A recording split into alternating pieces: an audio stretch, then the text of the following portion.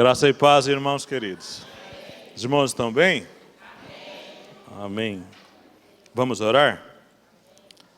Obrigado, Senhor, por mais um dia. Te louvamos pela presença do Senhor em nosso meio, meu Deus. Presente dentro de cada um de nós.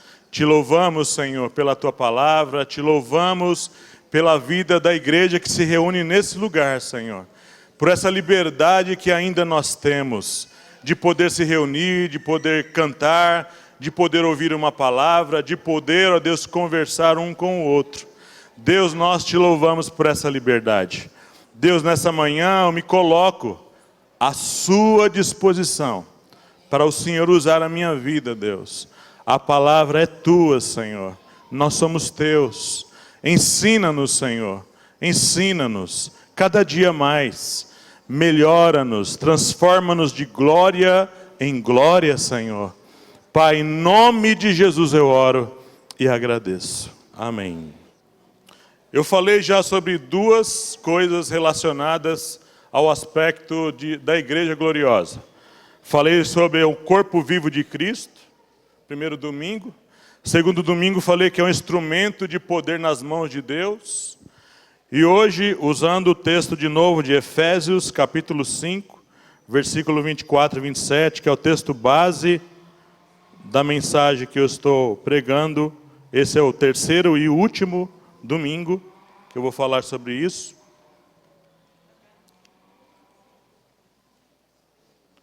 Efésios capítulo 5, verso 24 ao 27. Efésios capítulo 5, verso 24, do verso 24 ao 27. De sorte que assim como a igreja está sujeita a Cristo, assim também as mulheres sejam em tudo sujeitas a seus maridos.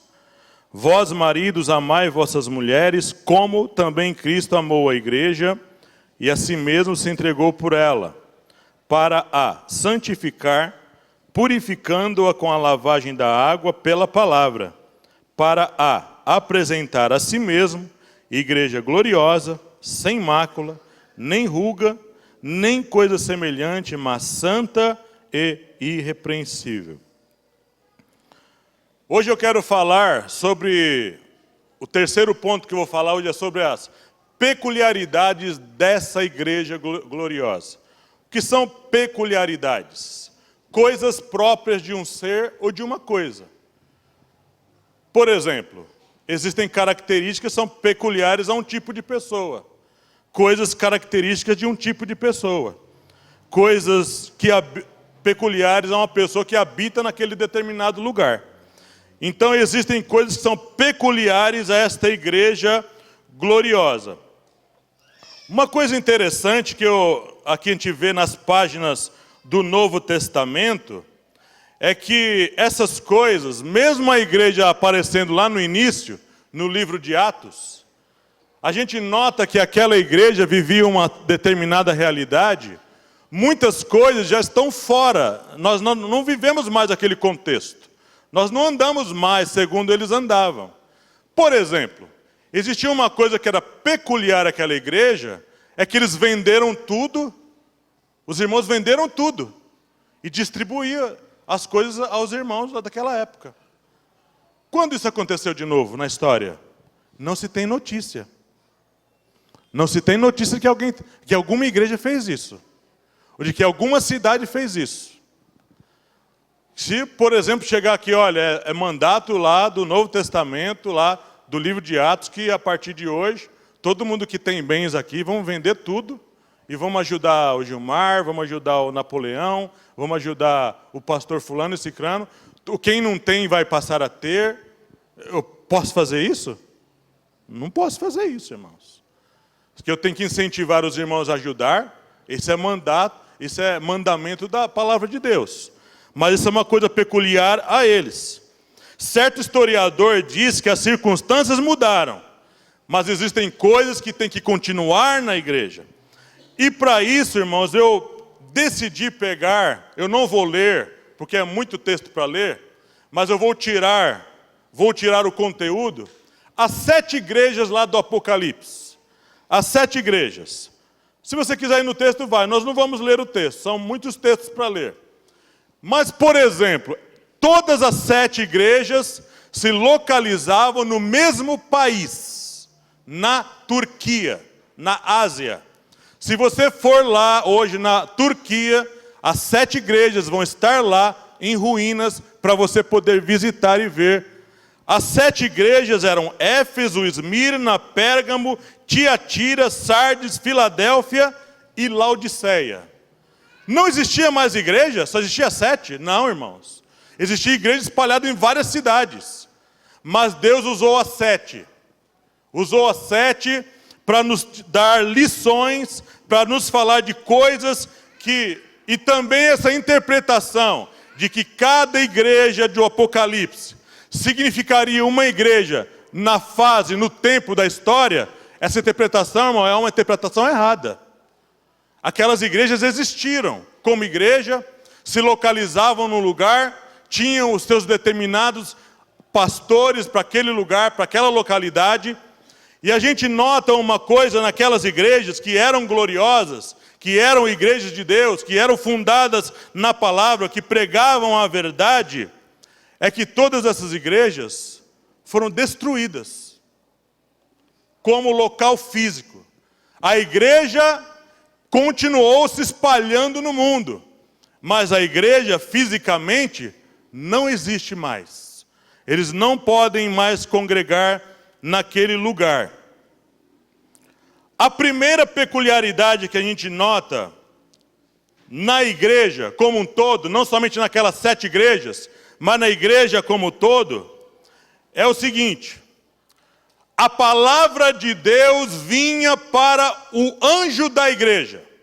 E ao anjo da igreja, na localidade tal, diz aquele que tem os pés como latão reluzente.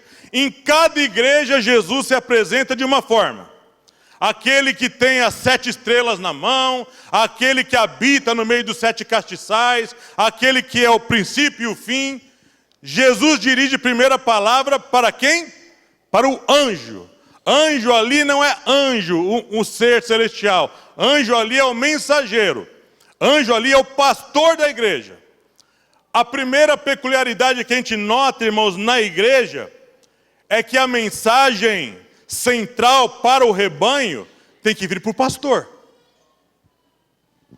É o pastor Dirceu que tem a direção e as rédeas da igreja do Parque América. É o pastor Rui que tem as rédeas e a direção da igreja da Vila Rubi. É o pastor Wallace que tem a direção e as rédeas na igreja do 7 de setembro. É o pastor Edir Macedo que tem as rédeas e a direção da Igreja Universal do Reino de Deus. A palavra vem ao anjo da igreja. E o anjo da igreja tem a responsabilidade, o mensageiro, o pastor, de levar a mensagem para o rebanho. É uma coisa interessante que a mensagem tem que vir de Deus. A palavra para a igreja tem que vir de Deus. O pastor que vai estar responsável por trazer a mensagem precisa buscar na fonte. Precisa buscar a mensagem da parte de Deus. Não pode vir de outro lugar. Toda vez que você for pregar, ministrar louvor ou fazer qualquer coisa, o primeiro passo é ir orar. Como Ezequias. Ele recebeu as cartas de Senaqueribe. E ele foi fazer o quê? Ele levou as cartas lá para o lugar onde Deus era buscado, no lugar de culto. Ele queria receber uma orientação da parte de Deus. As 7 igrejas, elas tinham essa peculiaridade. E essa peculiaridade não mudou e não deve mudar. Deus precisa trazer a mensagem para a igreja. Quando a mensagem vem direto do céu para o servo de Deus, a mensagem vai ser pregada como Deus quer que pregue. E a igreja vai ouvir a verdade de Deus. Essa é a primeira peculiaridade que tem que atravessar todas as épocas da história.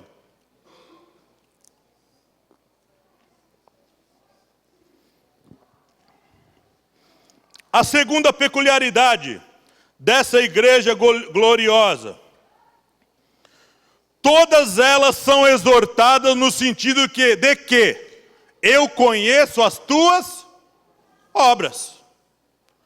Eu conheço as tuas obras. Essa mensagem tinha tanto um âmbito coletivo como pessoal.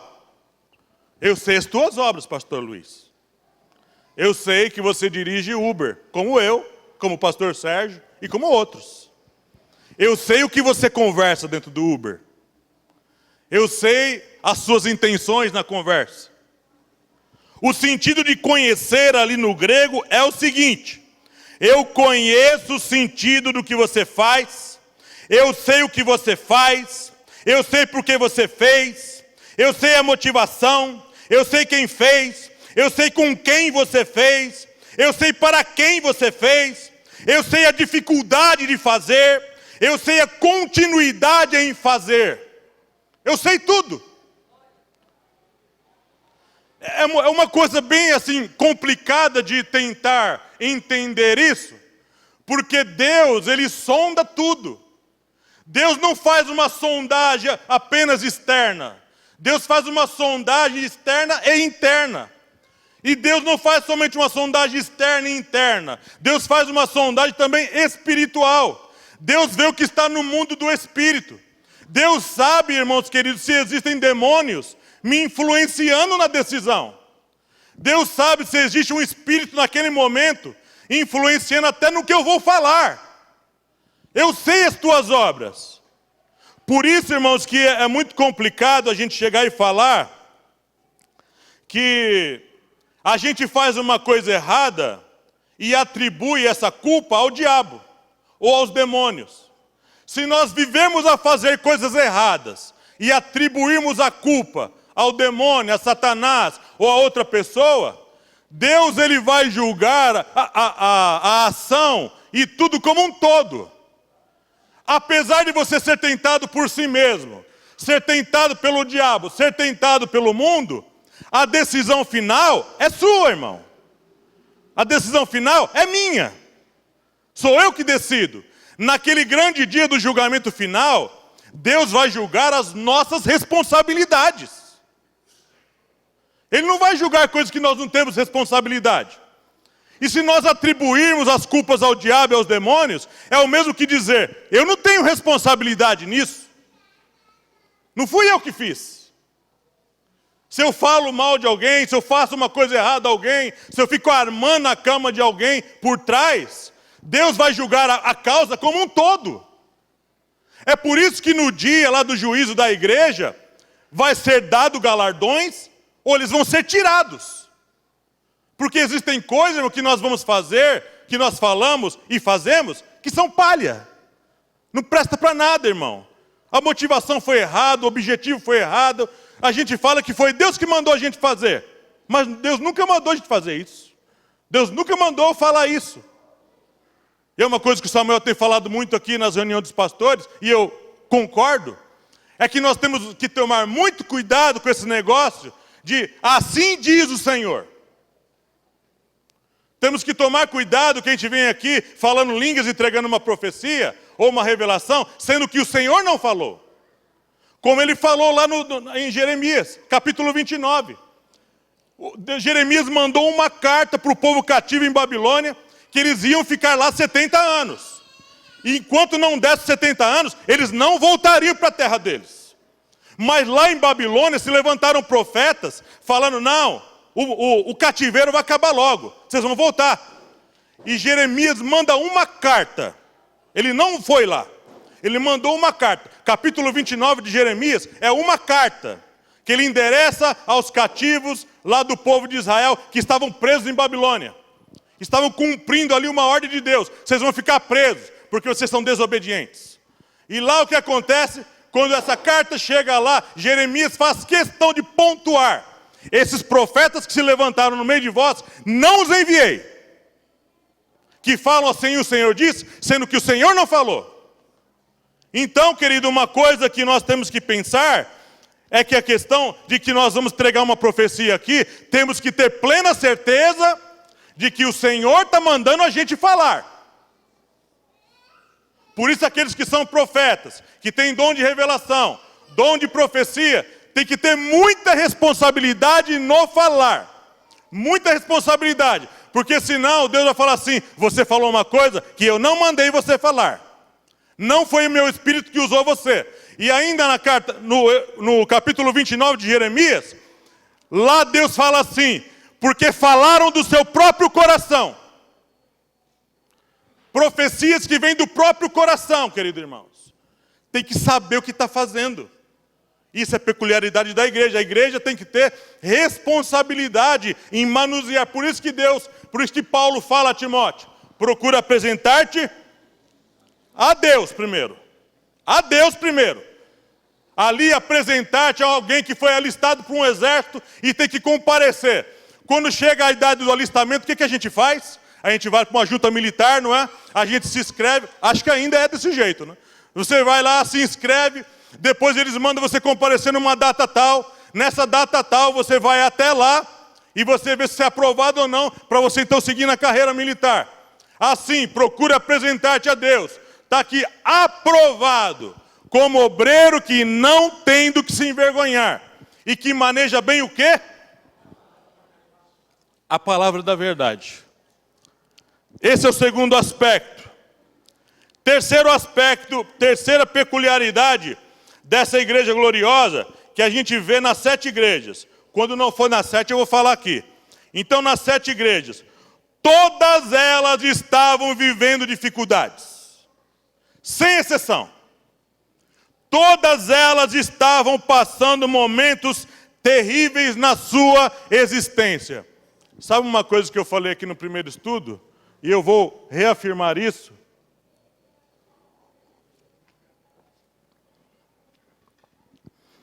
Eu tenho um livro de história lá, a história do cristianismo através dos séculos. Sabe uma coisa que é interessante? É uma coisa comum na história da igreja de Jesus Cristo. Você pode garimpar, vai ter que batalhar bastante. Procurar na igreja de Cristo pessoas ricas. Procurar na igreja de Jesus homens e mulheres ricos. Ricos, estou falando de finanças. A grande maioria da igreja de Cristo, no passar da história, a maioria deles era formada de pessoas pobres e pessoas que viviam do seu salário. Ah, então nunca existiu rico na igreja? Não, existe. Existe muito rico na igreja hoje. Hoje mais do que nunca.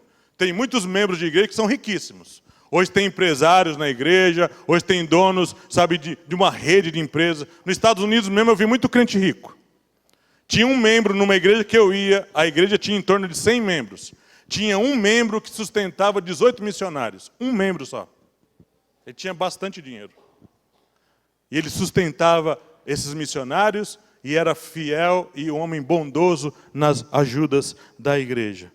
Mas a gente nota aqui na vida da igreja como um todo, na história da igreja como um todo, e isso continua, vai continuar até o final, é que a maior parte da igreja vive duras provas. Esse dia o Senhor falou, né? Tem irmão que passa uma prova, acaba uma prova, parece que já começa outra prova, parece que acaba essa prova, dá apenas um pequeno intervalo, ele já começa outra. Irmãos, nós não temos o controle disso. Tribulação. Nós não temos controle de impedir que os irmãos passem ou não passem prova. Isso é uma coisa que está no controle de Deus. E Deus às vezes prova a igreja toda. E às vezes Ele prova um determinado elemento da igreja. Às vezes Ele prova o pastor da igreja. Tem muitos pastores que eu conheci, que são pastores fiéis, pastores piedosos, pastores fiéis à palavra, que viviam em enfermidade. Viviam com enfermidade. Até os irmãos questionavam, como pode um pastor de igreja viver desse jeito? Está sempre enfermo. Quando não é ele, é o filho. Quando não é o filho, é a esposa. Quando não é a esposa, é alguém da família. Irmãos, a igreja, numa maneira, quase que todas foram afetadas. Aquelas igrejas lá, como você vai estudar na história da igreja, as igrejas foram afetadas. Essa questão que a Letícia está falando aqui, no estudo de escatologia, eu falei isso. Eu vou falar de novo. Vai chegar o tempo que a igreja vai ser toda perseguida. A perseguição vai se levantar no mundo todo. Jesus falou, e vocês serão odiados de todos. Vai acontecer uma coisa no mundo, que a igreja vai ser objeto de ódio e de perseguição mortal, por parte das nações, por parte da liderança desse mundo. A igreja sempre foi afetada com morte, esfriamento, heresias, fracassos. Irmãos, às vezes as coisas que nós fazemos, com boa intenção, com bom propósito, fracassa, Samuel. Às vezes fracassa. Não dá certo. Mas Deus, eu fiz tudo, segui os passos certinho, segui do jeito que tinha que seguir, orando, buscando, jejuando. E deu errado. Deu errado. A igreja aqui, irmãos. Você imagina, você cuida de uma igreja, você alimenta a igreja, você fortalece a igreja, e no dia seguinte, vem lá os romanos e começa a matar os irmãos. A espada, cerrados ao meio, torturados, presos, mata filho, mata esposa, mata pai, famílias inteiras, o exército chega, matando todo mundo. O que o pastor de uma igreja dessa pensa? Puxa, trabalhei para o vento, trabalhei para todo mundo morrer desse jeito. Esses irmãos passaram por isso, esvaziamento. Às vezes Deus esvazia o templo. Às vezes Deus vai tirando as pessoas. O pastor Shed falou uma vez que uma igreja de um pastor muito conhecido na Inglaterra, a igreja estourou de crescimento. O pastor era um pregador daqueles fervorosos. Não cabia de gente, era 1 culto, 2, 3, 4 cultos. 5 anos nessa pisada. A igreja crescendo, muita gente, não dava conta dos batismos. Quando chegou no 6º ano, aconteceu alguma coisa lá, que ninguém sabe explicar. Começou a sair um, sai outro, sai um, sai outro, sai um, sai outro, sai um, sai outro. Começou a sair pastores, saiu os líderes. E no 7º ano, o pastor que tinha uma igreja de 5.000 membros, tinha 100 membros. De 5.000 para 100. Aí o pastor entrou em crise. Ele falou, o que eu estou fazendo de errado? E Deus falou para ele, eu não posso deixar essa glória sobre os seus ombros. Eu não posso deixar essa glória sobre os seus ombros. Você vai tomar para você. Eu tenho que espalhar. Às vezes nós ganhamos um monte de gente, e sabe o que Deus faz? Espalha. Deus espalha. Esvaziamento, apostasia. Tem gente que sai da igreja para seguir um monte de coisa errada. Dura perseguição, prisões dos seus líderes. Sabe uma coisa interessante nisso tudo? Uma coisa interessante nisso tudo? Que apesar de passar todas essas lutas, a igreja não deixou de existir. Apesar de você passar luta e dificuldade, se você é crente de verdade, você vai permanecer, irmão. Mesmo passando dificuldade de dinheiro, dificuldade de enfermidade, dificuldade com a minha família. Se eu sou de verdade da igreja gloriosa, se eu faço parte da noiva, que vai ser a esposa, se eu faço parte desse grupo, que vai entrar na cidade santa pelas portas, eu vou permanecer para sempre, e vai se cumprir a palavra de Jesus, as portas do inferno não vai prevalecer contra a minha igreja, a minha. Jesus fala, é a minha igreja, é a minha igreja, é a minha igreja. Uma outra peculiaridade dessa igreja, só que agora Jesus fala com 5. Tem 2 que ele não fala. Ele fala com Éfeso, Pérgamo, Tiatira, Sardes e Laodiceia. Ele tirou 2 aqui. Sabe uma coisa que é peculiar aqui na igreja? Que ele fala lá? Tenho, porém, contra ti.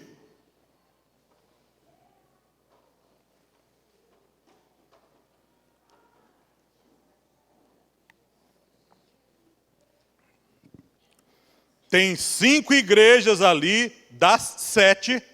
tem 5 que Jesus fala assim, eu tenho alguma coisa contra você. Esse contra ali no grego é o seguinte, você está se colocando como meu inimigo. Jesus falando isso para uma igreja.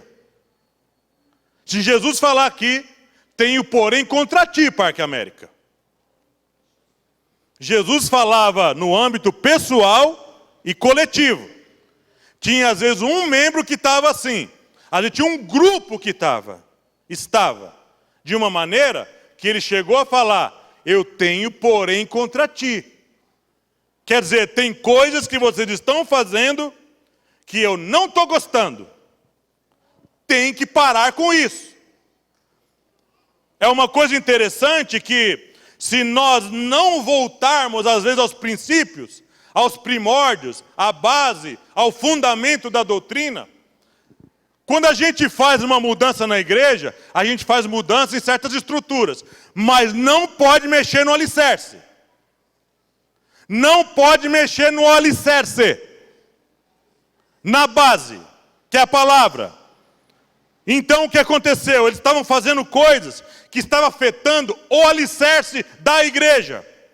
Aqui a gente nota que mesmo estando inseridos na igreja gloriosa, como no caso de Éfeso, o que aconteceu? Havia um monte de coisas lá que eles estavam fazendo sem amor. Que lá em Éfeso ele fala assim, porém deixou o seu primeiro amor. Irmãos, a gente pode cantar, pregar, visitar, fazer todas as obras que a igreja oferece para a gente poder fazer. E mesmo assim, Jesus fala assim, porém deixaste o teu primeiro amor.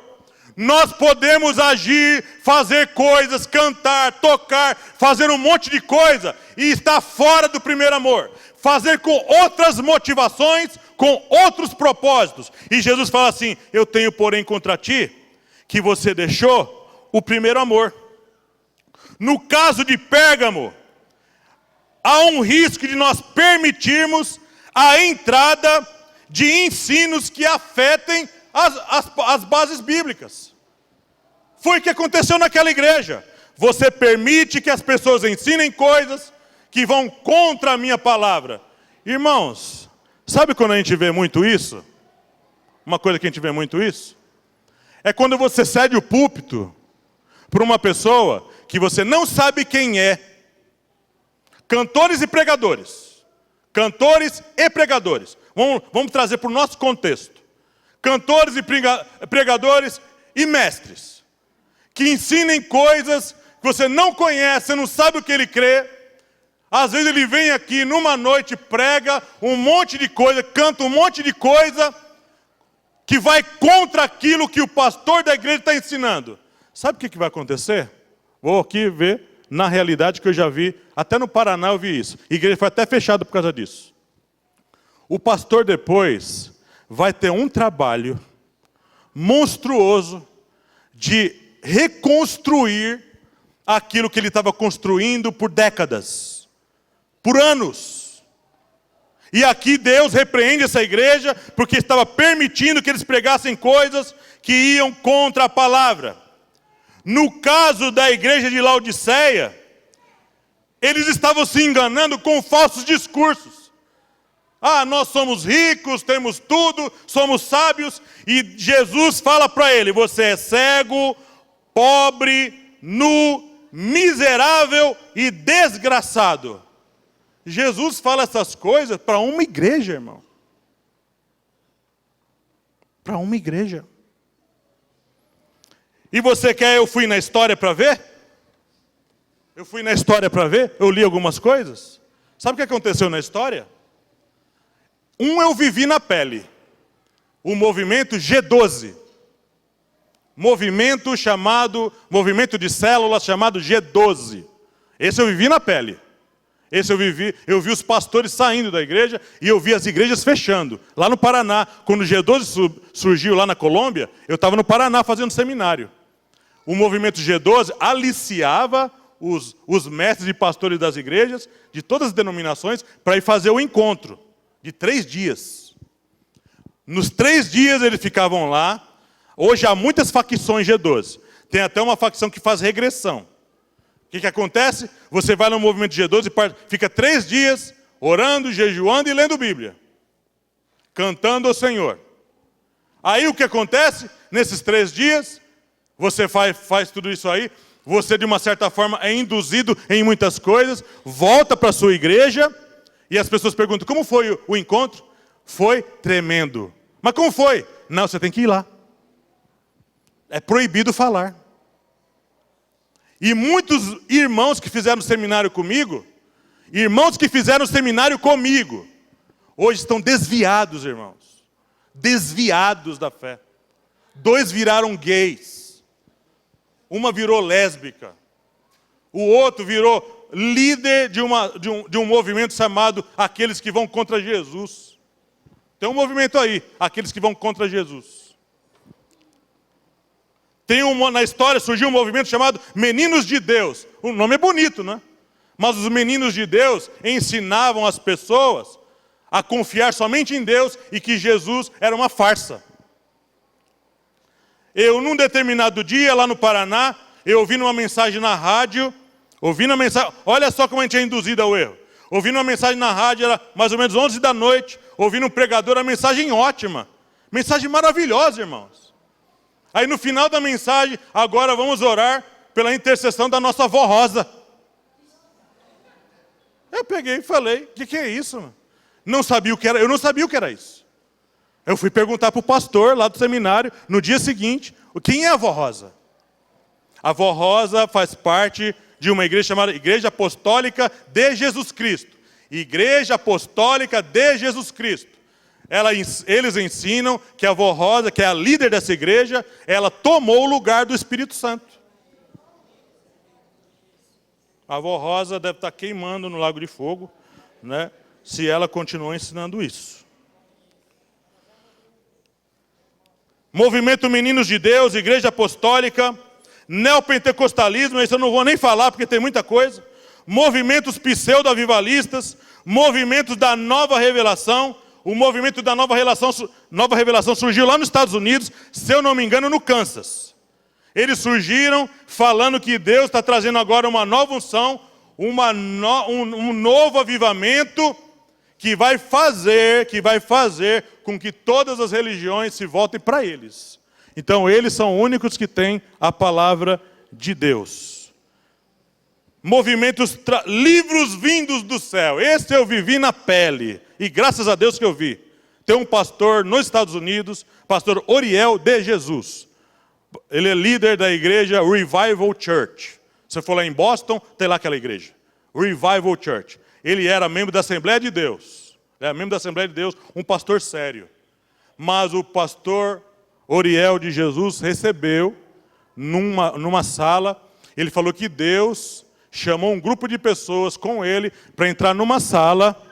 E lá eles iam saber o que está contido, as revelações que Deus não revelou aos homens, ia dar para eles. E aí orando, jejuando por 30 dias, eles entraram no lugar. Você lembra lá no Apocalipse que diz que tem uma voz de um trovão, né? E ele falou, não, era para falar, não é? Não escreve a voz dos trovões. Diz que Deus deu para ele. Ele falou que entrou lá no céu, na sala das Escrituras, Jesus fez ele entrar lá. Ele viu o livro aberto e viu Jesus glorificado. E a igreja Revival Church tem mais de 10 mil membros, irmãos.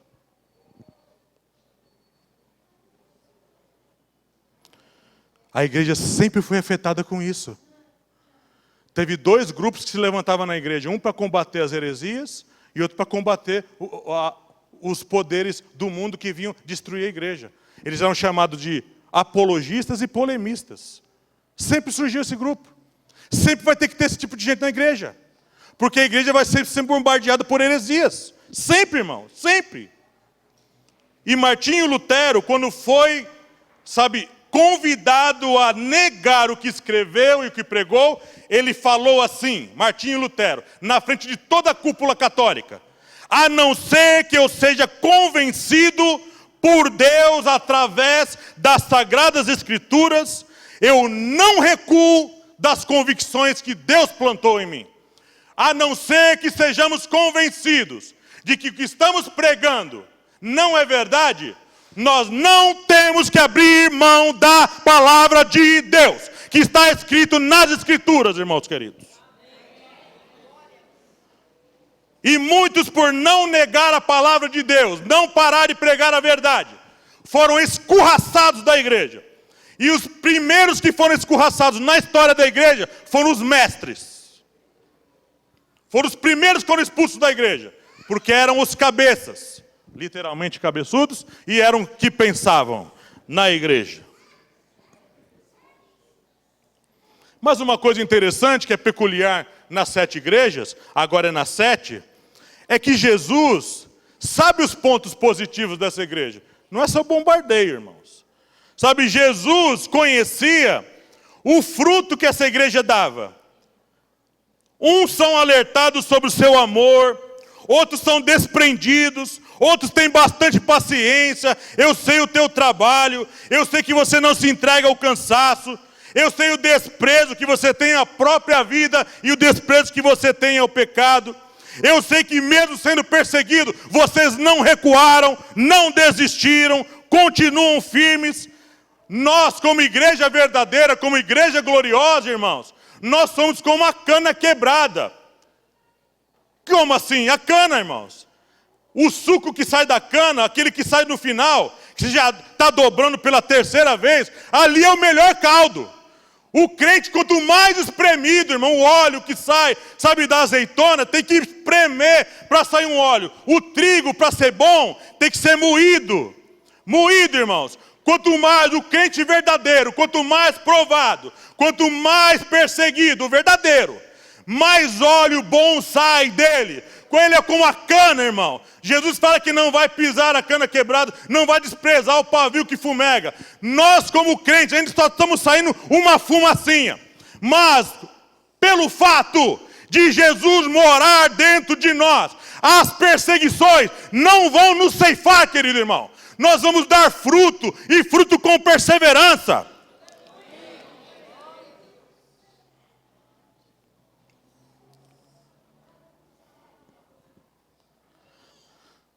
Uma outra peculiaridade dessa igreja, isso aqui, o diabo vai ter que ouvir, irmão.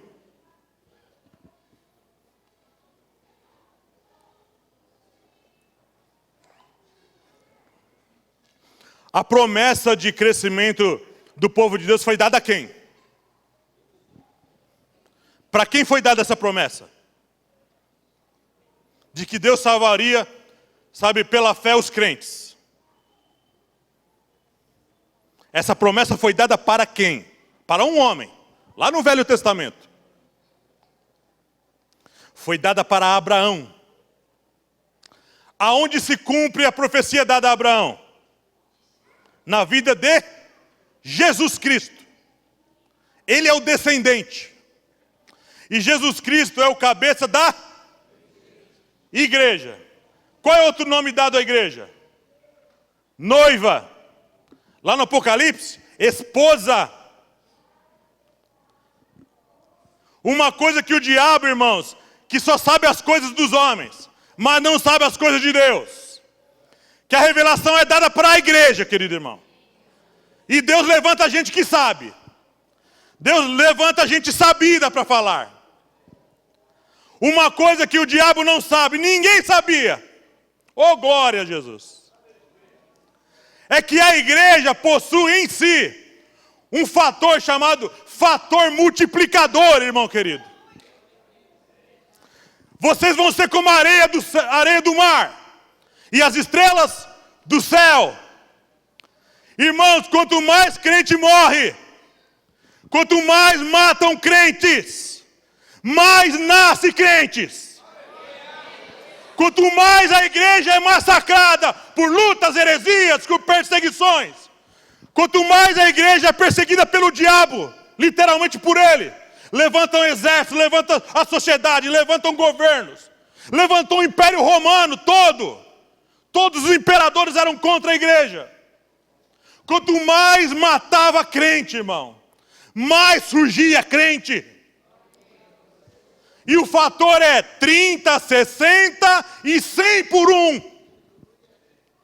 Então eu quero falar uma coisa aqui para você, igreja do Parque América. Ainda que saia 10 desse lugar, se nós pregarmos a verdade, vai levantar 100 no lugar. Se sair 100 desse lugar, se nós pregarmos a verdade, vai levantar 1000 no lugar. Porque a promessa não é minha, a promessa não é do pastor Disseu, a promessa não é de Paulo, não é de Pedro, a promessa é dada por Deus. Por Deus, por Deus, por Deus, querido irmão.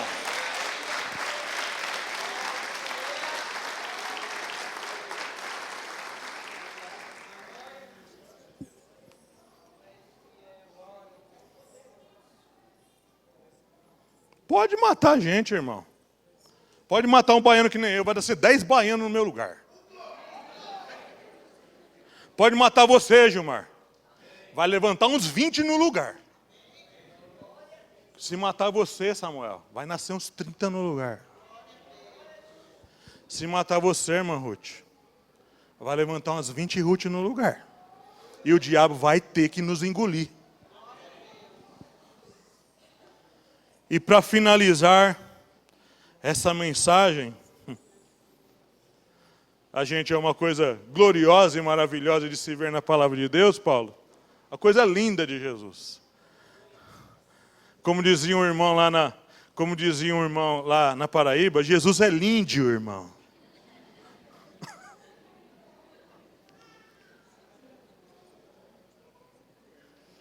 Tem um pastor Pontes, que ele dá aula lá na Juvep, na Paraíba. Ele foi pregar numa Assembleia de Deus, lá na Paraíba. Eu fui nessa igreja um dia lá. Os irmãos são bem simples, né? São uma benção, os irmãos. E ele pregando lá que para a gente poder ter o melhor de Jesus, a gente tem que... Ele falou, sabe o osso? Desse jeito paraibano. Ele falou, sabe o osso, irmão? O osso. Sabe o osso? Para você pegar o melhor do osso, tu tem que roer o osso. Tem que roer o osso, porque lá dentro do osso tem o tutano. Você quer o tutano, tem que roer. E tinha um irmão lá atrás, assim, que ele não tinha muito dente na boca, né? Ele falou assim, dá dente pra gente, Jesus. Pediu dente. Sabe uma coisa bonita e maravilhosa na obra de Deus? Que era promessa para 7 igrejas e se estende a todas as igrejas. O leque abre para todo mundo. Sabe uma coisa linda, irmão? É uma coisa que, meditando essa semana, eu pude ver isso. Se a igreja é um organismo vivo, não é? Que é o corpo de Cristo. É o instrumento de poder de Deus na terra. E tem tanta coisa que são peculiares a ela. Sabe uma coisa que vai acontecer? A igreja gloriosa, irmãos, vai vencer tudo. Vai passar por tudo sem ser declarada como igreja derrotada. Você não é derrotado, irmão. Nós somos, além de vencedores, mais do que vencedores. Mas eu quero mostrar para você na história como a igreja é mais que vencedora. A igreja começou e foi perseguida e venceu. Não foi dizimada. A igreja, os apóstolos morreram, surgem os pais da igreja, a igreja é ensinada, perseguida, alguns mortos, mas continua vencedora. Os impérios romanos se levantam, impérios otomanos se levantam, Hitler se levanta, os europeus se levantam perseguindo a igreja, líderes na história se levantam contra as igrejas, e a igreja continua vencendo, irmão querido. A igreja é um soldado que não para de marchar. A igreja vem aparecendo, a perseguição católica lá na Europa não acabou com a igreja, eles fogem para os Estados Unidos. E se reavivam, se renovam de novo. A igreja passará pela perseguição do anticristo. Ele pensa que vai destruir a igreja, mas Deus chega ao ponto de Deus esconder alguns no deserto, fora da visão da serpente. O diabo vai procurar esses crentes e não vai achar eles, querido irmão. Deus vai escondê-los para mostrar: a minha igreja tem que vencer. Por isso eu posso falar: a igreja passará pelos 1000 anos e vencerá. A igreja vai julgar junto com Cristo. E todos ali, todos os irmãos de todas as épocas, passado, presente e futuro, todos vão estar vendo ali a esposa do lado do Cordeiro, como instrumento de vitória nas mãos de Jesus. E no final, depois do juízo final, o que resta? A cidade santa, querido irmão. Entraremos na cidade pelas portas, com os louros da vitória, querido irmão. Vitoriosos. Só a igreja tem isso. Por isso, querido irmão, faz muito sentido servir Jesus. Faz todo sentido. Nada nesse mundo pode comparar com a glória que em nós há de ser manifestada. Nada pode comparar, Paulo. Nada, pastor Samuel, nada. Não tem nada que compare a igreja. Nada na terra. Nada no céu é chamado de noiva. Os anjos não são chamados de noiva. Os 24 anciãos não são chamados de noiva. Os 4 seres viventes não são chamados de noiva. E lá o nosso estado vai se elevar. Aqui nós somos noiva. Mas você vai lá no final, diz que a esposa. Nosso estado se concretiza na glória. Agora não temos mais uma pretensão de ser a esposa dele. Naquele dia, o que vai acontecer é o que diz Efésios 5:27. Efésios 5:27, para apresentar a si mesmo, igreja gloriosa, sem mácula, sem mancha nenhuma, pura, uma pele linda, como de um jovem, mais bonito que isso, sem ruga, uma igreja sem nenhuma marca de velhice, de envelhecimento, de desgaste, para apresentar a si mesmo. Por que Jesus está cuidando da igreja? Por que Jesus anda no meio da igreja? Por que Jesus ainda cura na igreja? Por que Jesus ainda está salvando pessoas? Por que Jesus não abandona a igreja? Por que Jesus não é como... nós não cremos em deísmo. O deísmo fala que Deus criou tudo e saiu fora. Nós somos teístas. Nós cremos que Deus veio na igreja, habita na igreja, continuará com a igreja para sempre, querido irmão. Para sempre. Por que Jesus está no nosso meio? Porque Ele está cuidando da noiva. Porque Ele pretende naquele grande dia apresentar para Ele mesmo. Para Ele mesmo uma igreja gloriosa, sem mácula, sem ruga. Nem coisa semelhante, mas santa e irrepreensível. E o Espírito já começou essa obra. O Espírito está fazendo a obra dentro de nós, para naquele grande dia nos apresentar diante do Rei da Glória. Você é da igreja, irmão? Se você não é da igreja, você tem que desejar ser. Fazer parte desse corpo.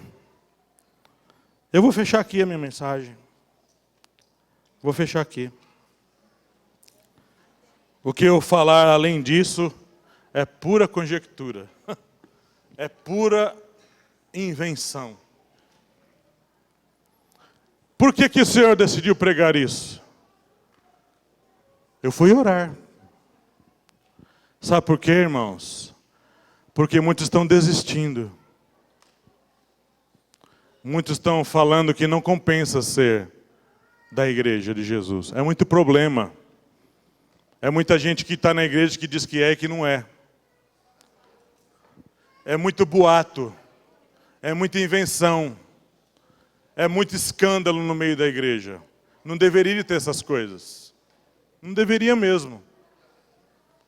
Mas você vai abandonar o barco por causa dessas coisas? O que Jesus falou para Pedro? E esse aí? Pedro viu João lá deitado. E esse aí? Que há de ser disso? Ser dele. Que Jesus falou assim? Se eu quiser que ele esteja comigo, não morra, né? Não lembro o que está escrito no texto. Se eu quiser que ele fique vivo. O que Jesus fala para Pedro? Tu me amas? Apacenta minhas ovelhas. Tu me amas? Tu me amas? Haverá tempo, Pedro. Hoje você faz o que você quer, mas haverá tempo que você vai fazer coisas. As pessoas vão fazer você fazer coisas que você não quer. Esse é o tempo, irmãos. Nós temos que prosseguir, viu? Você tem que prosseguir, irmão. Você não pode desistir, não. Não desista, querido irmão. Não desista, Samuel. Não desista por nada. Por ninguém, por nada. Não desiste, Samuel. Ainda que não esteja como você quer. Mas não desiste, não. Não desiste, viu, Gilmar? Por nada. Não desiste, Marcelão. Não é para desistir, não. Não desiste, pastor do céu. Não desiste, irmã Maria. André, não desiste. Vamos ficar em pé? Vamos orar.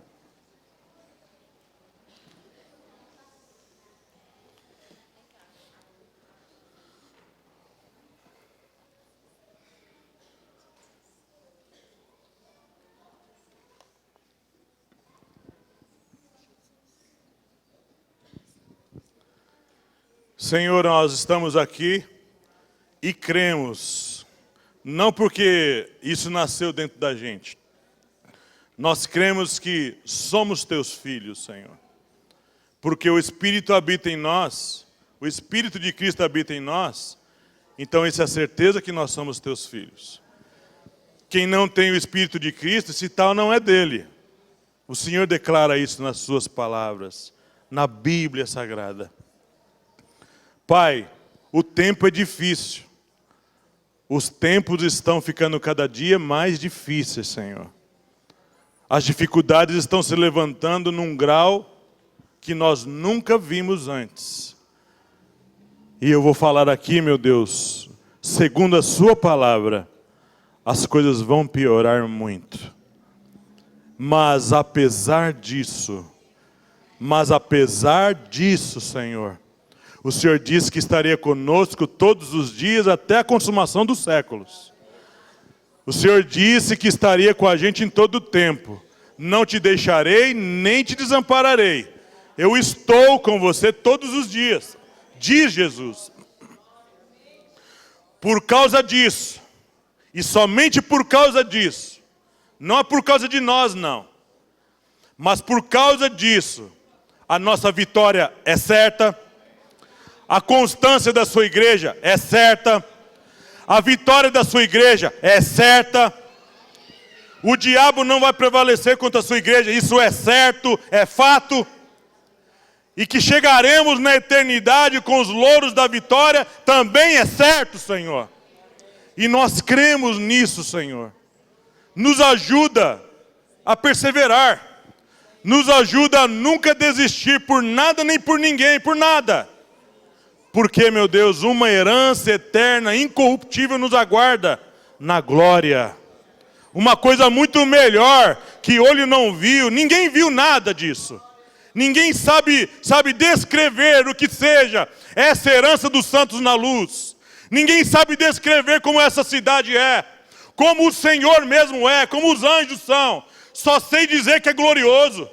Só sei dizer que é glorioso, como a igreja é gloriosa, a promessa é gloriosa, a unção em nós é gloriosa, o poder do Senhor em nós é glorioso, Senhor. Tudo que fazemos dentro da sua vontade é e será glorioso, porque o Senhor glorioso habita dentro de nós. Senhor, em nome de Jesus, Pai, me ajuda e ajuda os meus irmãos, ajuda a igreja toda, na terra toda, Senhor, para chegarmos firmes até o final. Em nome de Jesus eu oro e te agradeço. Amém. Glória a Deus.